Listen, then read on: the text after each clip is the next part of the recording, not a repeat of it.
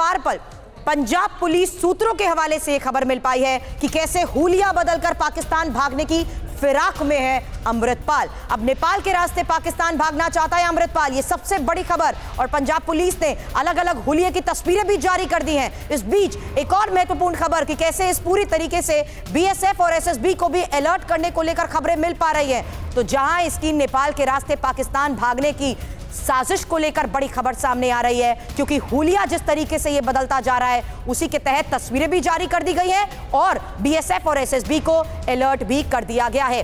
अब पंजाब पुलिस से बचने के बाद अमृतपाल शाहकोट की तरफ फरार हो गया। पहले मर्सिडीज से भागा, फिर पुलिस को चकमा देने के लिए मर्सिडीज से उतरकर ब्रेजा में सवार होकर फरार होने की कोशिश की। अब इसके बाद उसने पुलिस को चकमा देने के लिए अपने कपड़े बदले, हुलिया बदला। इसके बाद अमृतपाल और उसका एक साथी अलग अलग बाइक से फरार हुए। ये पूरी टाइमलाइन बहुत इंपॉर्टेंट हो जाती है और पुलिस ने इस बीच 4 लोगों को हिरासत में भी लिया है और अमृतपाल को भागने में लॉजिस्टिक प्रोवाइड करवाने के आरोप इनके ऊपर लगे हैं, जिसके तहत अब पूरे मामले की आगे भी जांच जारी है। इस पर और इनपुट लेने से पहले एक और बड़ी खबर, बड़ा खुलासा अमृतपाल को लेकर, जहां विदेश से हो रही अमृतपाल की फंडिंग को लेकर सबसे बड़ी खबर आई। अब विदेशी फंडिंग से हथियार खरीद रहा था अमृतपाल और पाकिस्तानी खुफिया एजेंसी आईएसआई के संपर्क में भी अमृतपाल रहा है। ये सबसे बड़ी खबर फंडिंग को लेकर आई है।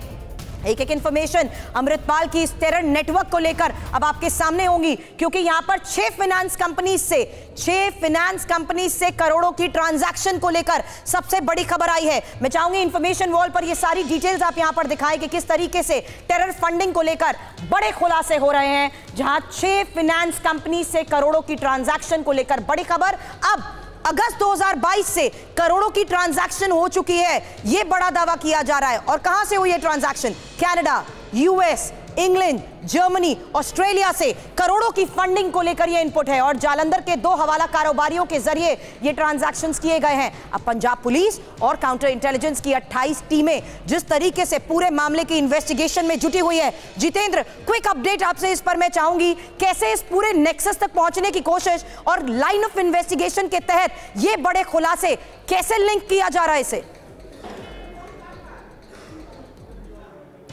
जी बिल्कुल, देखिए सबसे पहले जो पंजाब पुलिस है उसकी अलग अलग टीमें लगातार कोशिश कर रही हैं इसके लिए। तरन तारन को लेकर एक इनपुट पंजाब पुलिस को मिला था, जिसमें पता चला था कि तरन तारन के अंदर मौजूद हो सकता है अमृतपाल सिंह, तो लिहाजा वहाँ पर भी घेराबंदी की गई और उसके अलावा वहाँ पर भी डोर टू डोर सर्च किया जा रहा है। वहाँ से इन्फॉर्मेशन ये भी मिली थी कि हो सकता है तरन तारन के पास जो पाकिस्तान और इंडिया का बॉर्डर है वहाँ से पाकिस्तान भागने की फिराक में लगा हो। इसके अलावा नेपाल भागने को लेकर भी एक इनपुट मिला है। तो तमाम जितने भी लोकेशन है, जो इनपुट पंजाब पुलिस के पास आ रहे हैं, में सेंट्रल एजेंसीज की मदद से लगातार पंजाब पुलिस इसके तमाम संभावित ठिकानों पर रेड कर रही है। इसके अलावा जो इसका नेटवर्क है जो विदेशों तक फैला हुआ है, जो टेरर फंडिंग की बात सामने आ रही है, उसको लेकर भी जल्द जो केंद्रीय जांच एजेंसियां हैं वो इस पूरे मामले में रॉप इन हो सकती है। जाहिर सी बात है आने वाले वक्त में ना सिर्फ एनआईए बल्कि ईडी भी इस पूरे मामले की तफ्तीश शुरू कर सकती है टेरर फंडिंग को लेकर। साथ ही जो पूरा नेक्सस है जो पिछले कुछ महीनों के अंदर अमृतपाल सिंह ने खड़ा किया पंजाब के अंदर, खासतौर पर पाकिस्तानी आईएसआई के साथ मिलकर, तो उसको लेकर भी, उस पूरे नेक्सस को बस्ट करने को लेकर भी एनआईए इस पूरे मामले में जितेंद्र आपने ये तमाम इनपुट्स दिए हैं, क्योंकि यहां पर जिस तरीके से इन्वेस्टिगेशन का दायरा इन बड़े खुलासों के बाद बढ़ता जा रहा है। ग्राउंड रियलिटी अब पंजाब के नकोदर में क्या है? मोहित मल्होत्रा इस वक्त हमें ज्वाइन कर चुके हैं। मोहित, ये बहुत जरूरी हो चुका है राज्य के लॉ एंड ऑर्डर को देखते हुए, और इस बीच जिस तरीके से सुरक्षा बलों की तैनाती सड़क पर बढ़ती जा रही है, जाहिर सी बात है माहौल पूरे राज्य का बहुत जरूरी हो जाता है ताकि लोगों के बीच किसी तरह का डर ना हो, और यही अपील पुलिस की तरफ से करने की कोशिश।